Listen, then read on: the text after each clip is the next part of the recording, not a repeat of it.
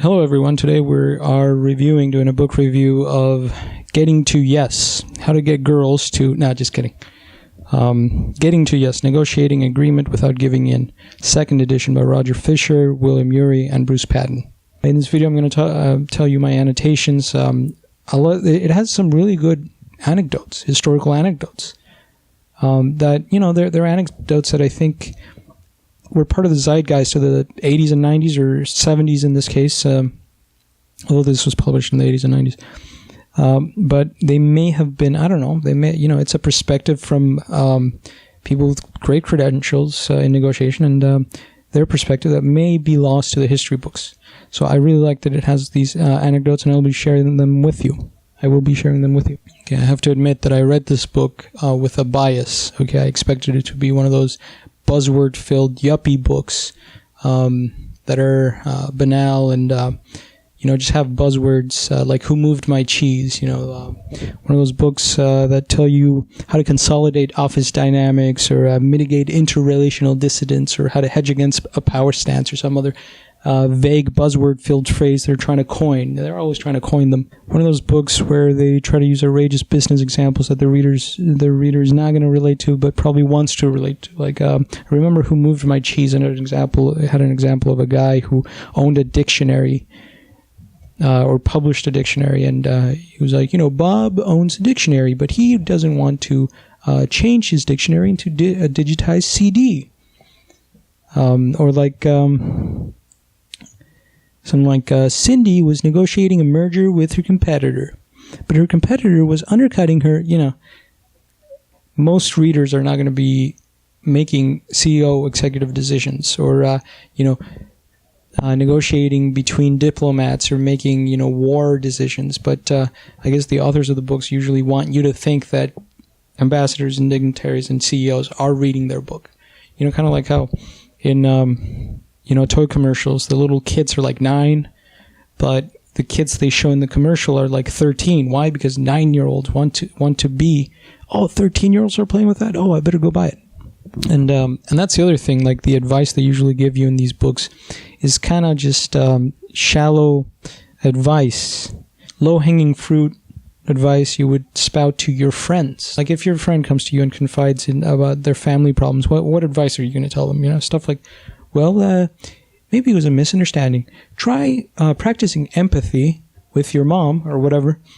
Stuff like that. It's just low-hanging fruit kind of advice. But that's, I guess, the nature of, it's negotiation and business. It's not a hard science kind of a thing, right?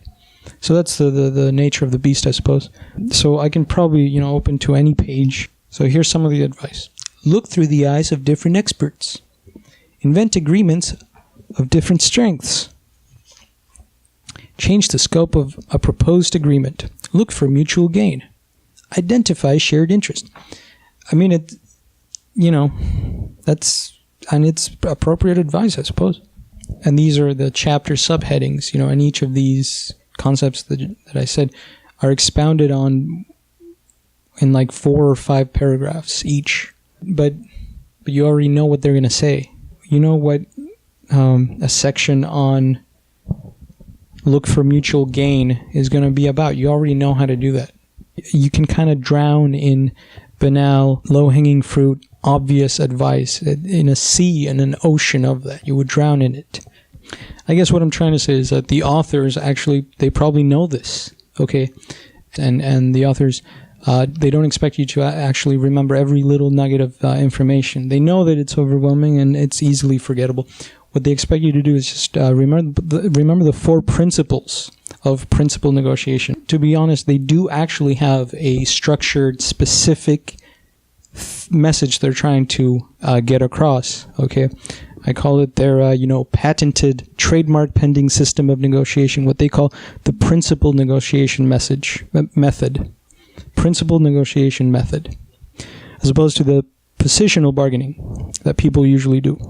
Anyways, I'm disparaging the book and its authors, but in reality, the authors are very qualified for the subject. So one teaches negotiation at Harvard Law and was a consultant to the Department of Defense. Another one co-founded Harvard's program of negotiation and was a consultant for the White House and establishing nuclear risk reduction centers in Washington and Moscow. And the third also teaches that to diplomats and CEOs. So by the way, this Harvard negotiation project thing, it actually mediated peace negotiations between Israel and Egypt at Camp David in 1978. So it's a big deal. These people, they do have their credentials, and this is, they're trying to, bring some system and some patterns and group some concepts from a very obfuscated beast that is social sciences and negotiation. Okay, so let's get started. So again, I repeat, I'm going to do a book report that's going to start right now, actually. And so what I'm going to do is I'm going to explain the gist of it. I'm going to read the chapters and subchapters, and you'll see what I mean, that's enough. That really is enough. And one thing I will do is I will also point out all those, my annotations, stuff that stuck out to me that I enjoyed, and also the, historical anecdotes that are very interesting. Okay, so first of all, they establish the problem. What is the problem is they don't want you to do what they call positional bargaining. And they start with an example of a customer who goes to buy an antique, and the shopkeeper is asking for $75 for the antique, and the customer is asking for $15. And so what they do is they dig themselves into that position, and they start bargaining, and they end up, gravitating towards the middle point between $75 and $15. Okay, that's positional. That's what the authors say is bad. Positional negotiates. The problem with that is that they are going to lock themselves into these positions. So JFK was negotiating with the Soviet Union for inspections in order to reduce, nuclear armament. Okay, and they say the Soviet Union finally agreed to 3 inspections. The United States insisted on no less than 10. And there the talks broke down over positions, despite the fact that no one understood whether an inspection would involve one person looking around for a day or 100 people prying indiscriminately for a month. Also, they say that positional bargaining, one of the results is frequently an agreement less satisfactory to each side that it could have been. They also mention that, you should not be confused that they're not telling you to go soft on your opponent. They're telling you to, not acquiesce to your opponent either. That's a bad solution, and they, on page 9, they explain the difference between what they call soft bargaining and hard bargaining. So an example of soft bargaining is participants are friends. The goal is agreement, make concessions to cultivate the relationship, change your position easily, make offers, disclose your bottom line. Hard bargaining is participants are adversaries. The goal is victory, demand concessions as a condition of the relationship. Distrust others, dig into your position, make threats. Okay, so they're telling you not to be a wimp either. Okay, so let's get to the method of principled negotiation. Okay, the 4 bullet points that I was talking about. Okay, so the main message of this book is these 4 bullet points, and they are: separate the people from the problem. And by that, they just mean don't take it personal. Be professional. Don't attack the other person. Separate them from the problem. Attack the problem, don't attack them. Be courteous. Don't reciprocate hate. Don't antagonize them. Don't make them mad. And I cannot stress enough how much they stressed not to antagonize your opponent. Then the second bullet point, the second sort of principle of this principled negotiation is focus on interests, not positions. And it's a very easy to understand concept that they illustrate with 2 great examples. And the example is this idea of 2 little kids who are fighting for an orange. Their position is, I want the orange, no, I want the orange, no, I want the orange. That's their position. The mom cuts the orange in half and gives one half to one kid, the other half to the other one. One of them takes the orange wedges and eats them and throws away the skin. The other kid uses the skin and throws away the orange wedges.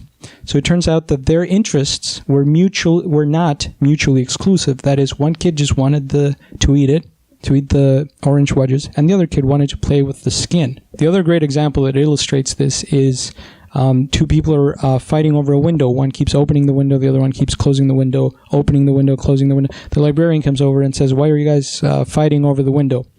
So one of them says, well, I want the window open. The other one says, I want the window closed. That's their positions. And they're burrowing onto this, digging themselves into this position. But the librarian asks, well, why? Why do you want the window open? Why do you want the window closed? Well, and one of them says, well, I want the window open because I want fresh air. The other one says, I want the window closed because I don't want to get cold. So the solution is the librarian goes and opens another window that was far away. You see, their interests were not necessarily mutually exclusive. And you can already come up with like other ways to solve it.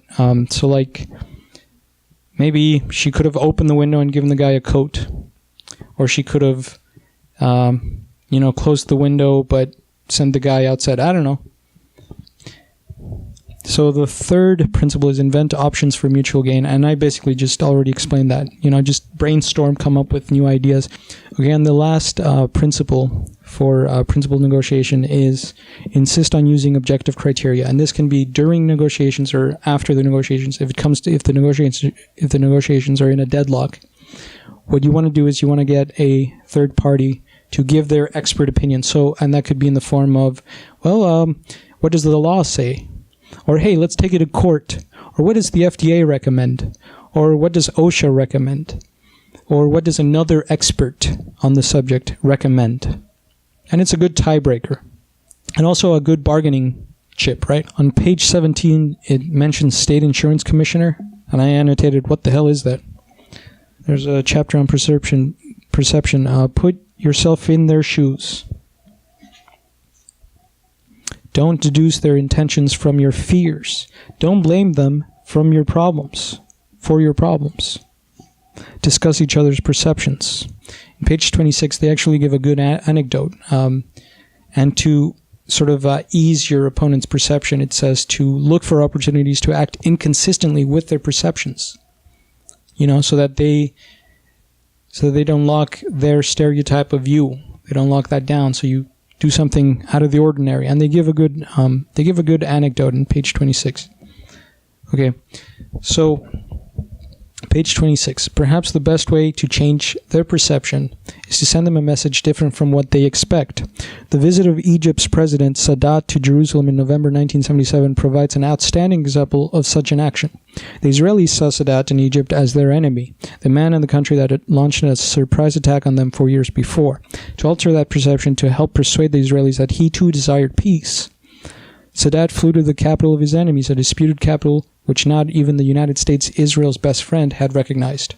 Of course, we know that changed with Trump and Jerusalem. So more chapter subheadings, page 27. Give them a stake in the outcome by making sure that they participate in the process. So on page 31, there's an interesting concept of don't react to emotional outbursts.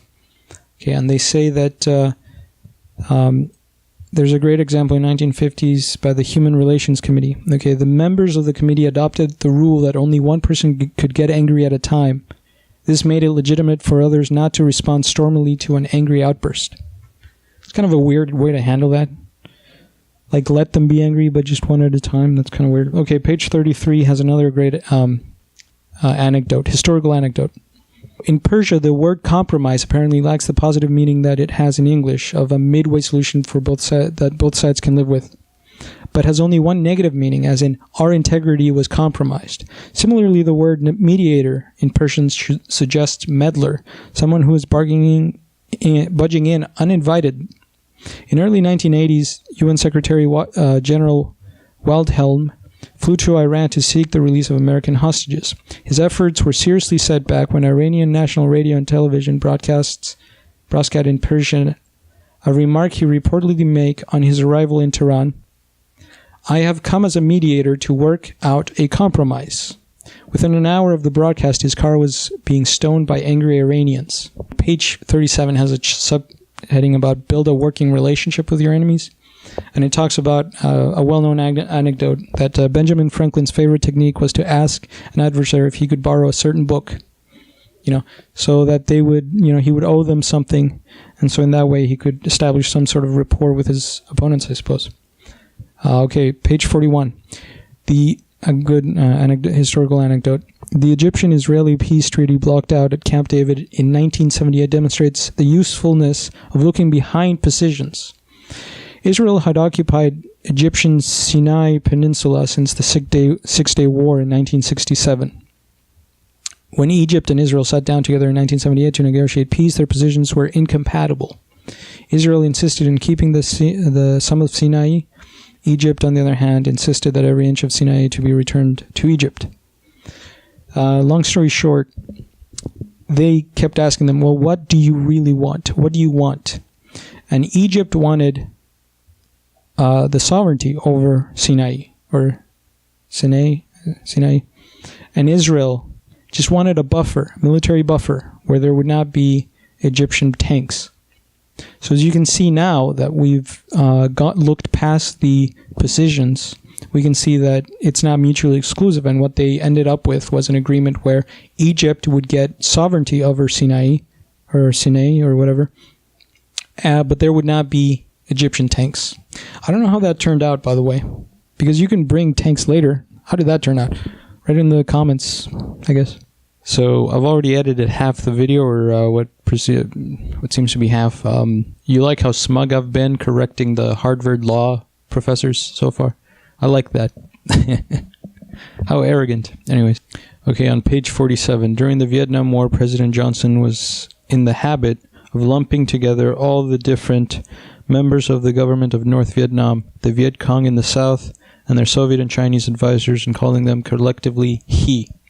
On page 49, there's an anecdote, which, again, another thing that I would have probably never in my lifetime encountered, a historical episode where the Secretary of Energy refused to approve a price increase negotiated with the Mexicans by a U.S. oil consortium. And the Mexicans, to them, their view was just, it's about price. And, it's about money. But to the Mexicans, they took it as another example of the U.S. Bullying them. And instead of selling the gas, the natural gas, they began burning it off. Natural gas? So in page 52, he has some wise advice, or I wrote my advice, whatever. If you want someone to listen and understand your reasoning, give your interests and reasons first, and your conclusion or proposal later. Because if you switch it up, they're going to be too distracted. You give them their proposal and they'll be like, oh, how can I talk against this? And they'll miss all your reasoning. Page 60. To invent creative options, then, you will need 1. To separate the act of inventing options from the act of judging them. 2. To broaden the options on the table rather than look for a single answer. 3. To search for mutual gains. And 4. To invent ways of making their decisions easy. Each of these steps is discussed below, and indeed they are. So the first one, separate inventing from deciding. Oh, by the way, this is in the invent options for mutual gain section, which I was very vague when I explained it, but so here's the more specific. What does he mean besides just brainstorming? What do they mean when they say invent options for mutual gain? Separate invention from deciding. Before brainstorming, and it shows you what to do.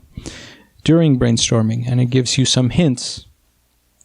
After brainstorming, stuff like star the most promising ideas, invent improvements for promising ideas, so on. Consider brainstorming with the other side. And then it has a good little dialogue. Broaden your options. Multiply options by shuttling between the specifics and the general. You have a circle chart that you may want to buy the book in order to look at. It's kind of rude. Page 70. The dispute between India and Pakistan over the waters of the Indus River became more amenable to settle when the World Bank entered the discussions. The parties were challenged to invent new irrigation projects, new storage dams, and other engineering works for the benefit of both nations, all to be funded with the assistance of the bank. And that was under the section, Change the Scope of Proposed Agreement. More advice. Look for mutual gain. Identify shared interests. Dovetail different interests. And I guess dovetail means combine. There's a really cool phrase on page 75. You may care... Okay, so... And they're talking about the different values placed on time. And it's just a cool sounding phrase. I really liked it. You may care more about the present while the other side cares more about the future. In the language of business, you discount future value at different rates.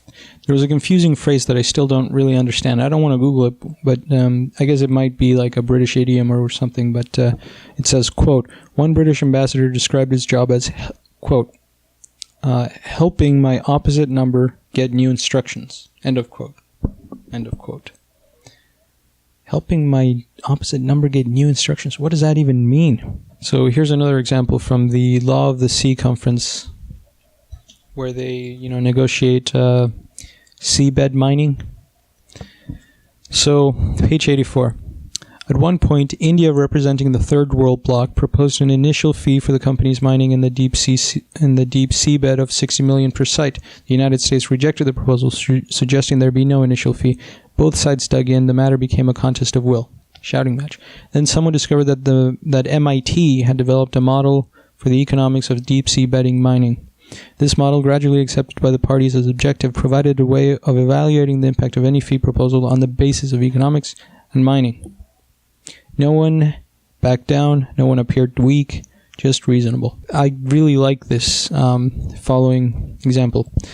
So, consider, for example, the age-old way to divide a piece of cake between two children. One cuts, the other chooses. And it talks about how that was actually implemented in the real world, in an actual, in the actual Law of the Sea negotiations we just talked about, where there were basically private companies, private seabed companies, and there was they were at one end, and the other end was sort of a enterprise. It's called Enterprise, and it's a mining organization owned by the United Nations, and that was sort of representative of the underdeveloped countries. And so what they did was take this very simple principle, and they actually applied it to this complicated seabed mining enterprise. So the private companies divided the area, and the first pick went to the United Nations little enterprise, what they call it. It's weird. Like I think it's rare when you get to apply these very simple solutions. More subheadings: negotiating with objective criteria, reason, and be open to reason. Frame each issue as a joint search for objective criteria. Remember, kids, never yield to pressure. Yeah. Okay, and we're at page 94, and we're basically, that's the method. The method, you already know, we're halfway there. And the following, you already know the method. And the following is just, it's titled Yes, But. So it's they just answer some common questions. They start doing that. And the first question is, what if they are more powerful? And their answer is, develop your BATNA, which is best alternative to a negotiated agreement. And we will talk more about that. But from me reading this section, from me reading their answer, basically what they're, to the question, the way they answer the question, what if they are more powerful? Their answer is basically, well, if they're more powerful, this methodology, negotiating method, will help you not agree to something you don't want to agree to. It will help you walk away. Not that you'll end up in a better place, but it'll help you walk away. And it'll help you do the most with the little resources that you do have. That was sort of the gist of the answer to this frequently asked question. And they have the concept, they introduce the concept of the BATNA, which is an acronym.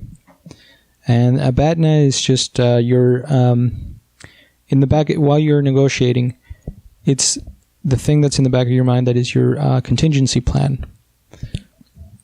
It stands for best alternative to a negotiated agreement.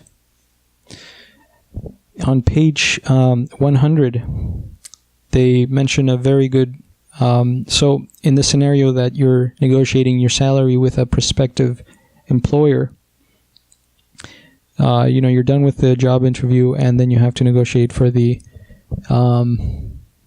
salary. And so they mention, quote, one frequent mistake is psychologically to see your alternatives in the aggregate. You may be telling yourself that if you do not reach agreement on a salary for this job, you could always go to California or go south or go back to school or write or work on a farm or live in Paris or do something else. In your mind, you are likely to find the sum of these alternatives more attractive than working for a specific salary in a particular job. The difficulty is that you cannot have the sum total of all those alternatives. If you fail to reach your agreement, you will have to choose one. End of quote. And that really stood out to me because I made that exact mistake. When you fool yourself into thinking that you have better leverage than you actually do. Page 103. Yeah, and this is regards to making the most of your assets. The better your BATNA, the greater your power. Page 103. In one case, a small town negotiated a company with a factory just outside the town limits from a goodwill payment of $300,000 a year to one of $2.3 million a year. How? The town knew exactly what it would do if no agreement was reached. It would expand the town limits to include the factory and then tax the factory the full residential rate of some $2.5 million a year. It provided so at first glance, the corporation seemed to have a great deal of power. It provided most of the jobs in the town, which was suffering economically. A factory shutdown or relocation would devastate the town. But of course, that wasn't the case. The city's BATNA, they knew that they could force the thing anyway, so they did a good negotiation there. So the next question, we're done with one of the frequently asked questions they address. The second question is, what if they won't play? And basically from reading that, I can summarize their messages. Well, if they don't want to play, because you do need your opponent, like to apply this, you do kind of need your opponent to play along, right? You have to not get them to dig into their position. You have to get them to be cooperative. And brainstorm with you and do all these things. And if they won't play, their message is basically, well, you should keep professional and you should play. Even if they don't stick to the advice, you should stick to the advice. 110. In 1978, an American lawyer had a chance to interview President Nasser of Egypt on the subject of the Arab-Israeli conflict. He asked Nasser, what is it you want Golda Meir to do? Nasser replied, withdraw. Withdraw? The lawyer asked. Withdraw from every inch of Arab territory. Without a deal? With nothing from you? The American asked incredulously. Nothing. It is our territory. She should promise to withdraw. Nasser replied. The American asked, what would happen to Golda Meir if tomorrow morning she appeared on Israeli radio and television and said, on behalf of the people of Israel, I hereby promise to withdraw from every inch of territory occupied in 1967. The Sinai, Gaza. By the way, I looked up how to pronounce Sinai, and it's the same Sinai that they can't shut up about. That's how you spell it. Anyways, Gaza, the West Bank, Jerusalem, the Golan Heights, and I want you to know I have no commitment of any kind from any Arab whatsoever. Naza burst out laughing. Oh, would she have trouble at home? Understanding what an unrealistic option Egypt had been offering Israel may have contributed to Nasser's stated willingness later that day to accept a ceasefire in the war of attrition. I find that really interesting because he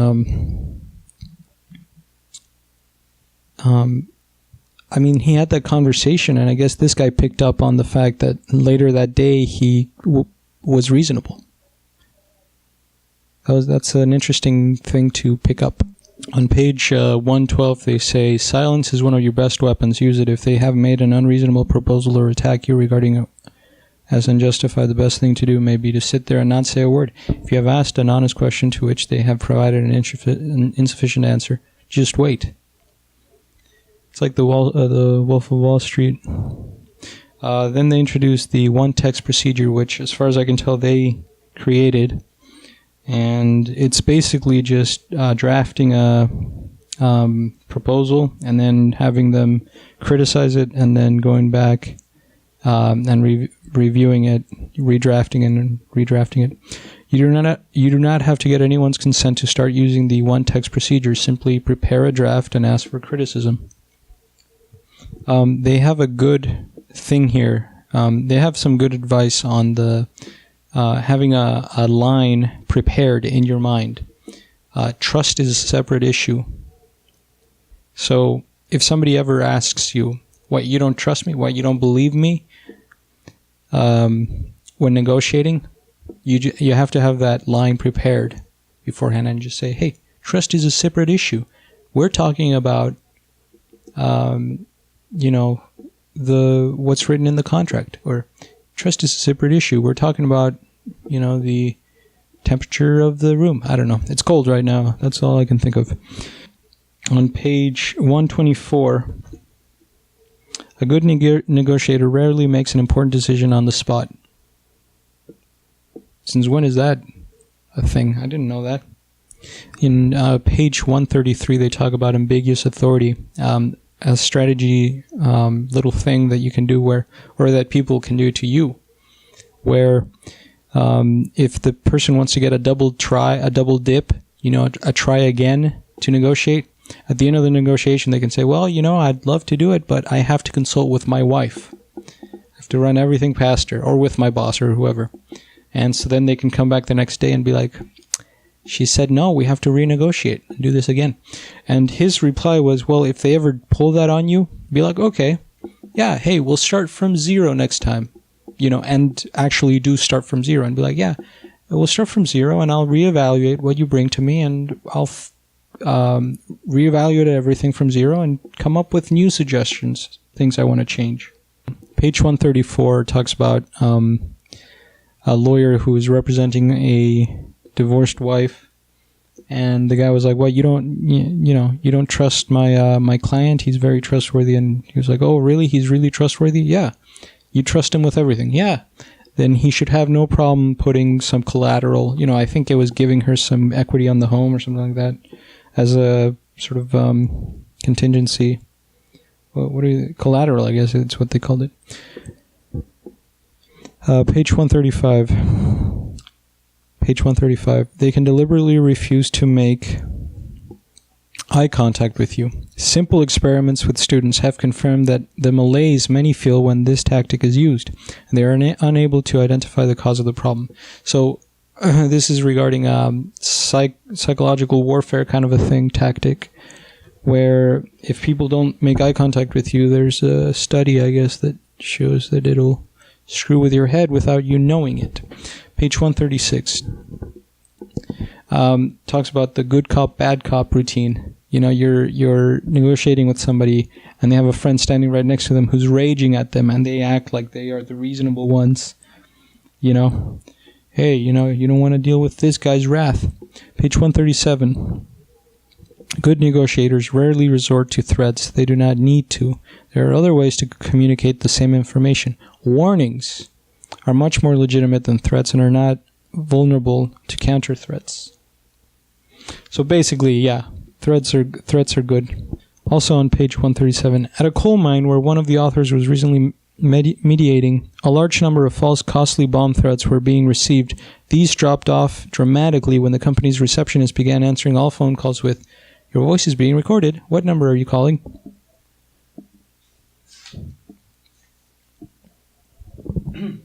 Page 139. Ask for principal justification of the position until it looks ridiculous even to them. And I think that's when you win arguments and probably debates, is when you are able to make, they know they're being unreasonable. But that's just my opinion. So page 139 talks about escalating demands. The Prime Minister of Malta used this tactic in negotiating with Great Britain in 1971 over the price of naval and air base rights. Each time the British thought they had an agreement, he would say, yes, agreed. But there's still one small problem. And the small problem would turn out to be a £10 million cash advance or guaranteed jobs for dockyard and base workers for the life of the contract, stuff like that. So on page 140, it talks about an example, the lock-in tactics, illustrated by Thomas Schelling's well-known example of two dynamite trucks barreling towards each other on a single road. So there's two truckers. They're on a single road. They are carrying dynamite, heading towards each other. If, if they don't swerve, if one of them doesn't swerve, then they're going to crash into each other and everyone's going to die. If one of them swerves, then he's going to be extremely inconvenient. He's going to be on a dirt road or, mud road or trees or something, and the other one will have the road to himself. So this lock-in tactic is one of the truckers goes and removes they're playing chicken with each other. He removes his steering wheel visibly. The other guy has to see it. He removes it and throws it out the window, saying, hey, I can't turn. You're going to have to be the one who turns.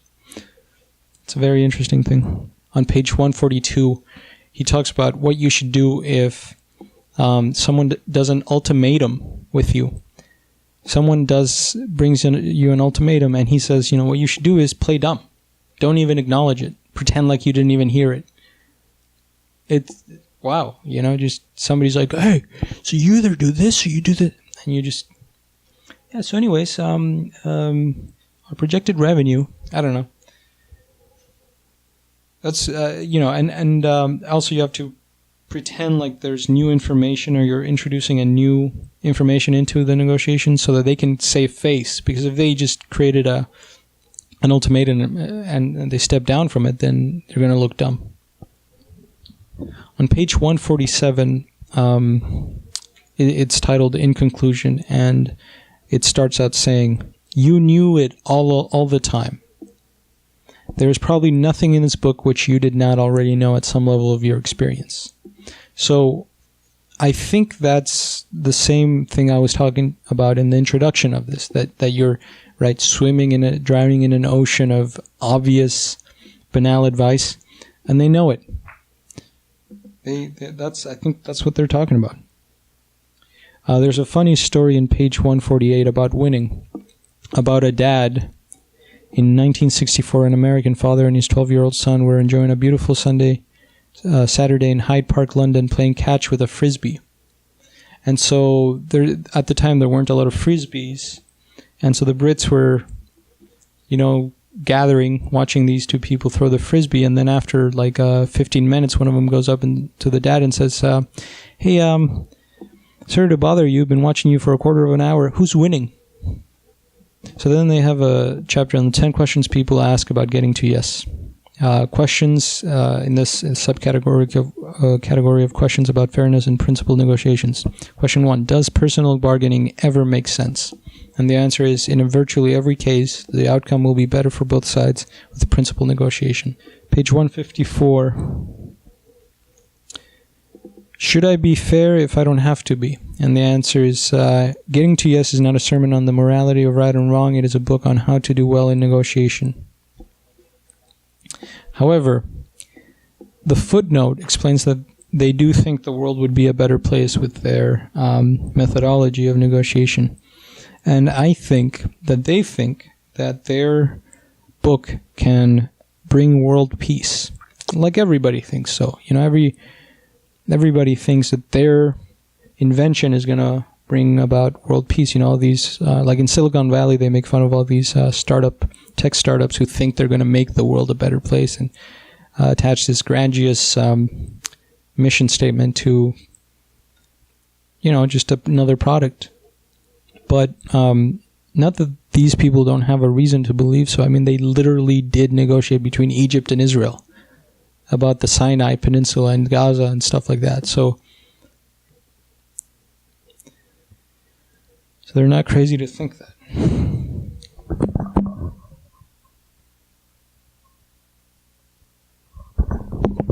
On page 157, they address one frequently asked question, and that's,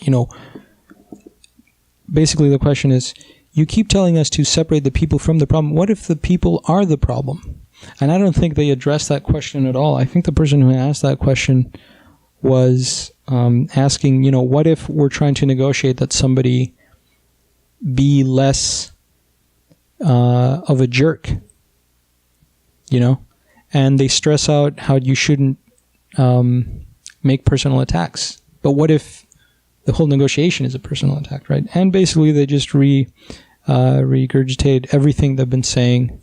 It's basically a great way for them to do a refresher on their separate the problem, not the people, or attack the problem, not the people mantra. Page 161.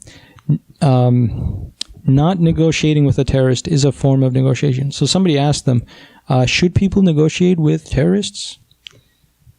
And he was like, well, you're negotiating with them. Like, the fact that you're not negotiating with them is a way of negotiating.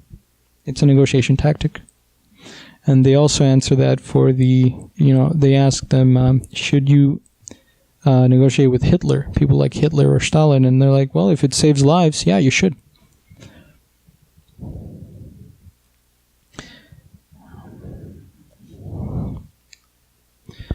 Page 164. When does it make sense not to negotiate? The answer they give is basically it depends.